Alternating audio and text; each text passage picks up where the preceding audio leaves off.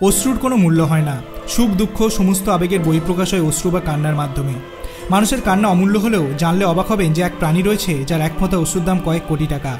ভাবছেন কোন প্রাণী? আমাদের সকলেরই চেনা উটের কান্নার দাম কোটি টাকা। উটের চোখ থেকে গড়িয়ে পড়া এক একটি অশ্রুও বহুমূল্য। কেন জানেন? উটের চোখে রয়েছে এমন একটি প্রতিষেধক যা 26 ধরনের বিষধর সাপের বিষের প্রভাব কমাতে সক্ষম। মার্কিন গবেষণায় এমনই তথ্য উঠে এসেছে।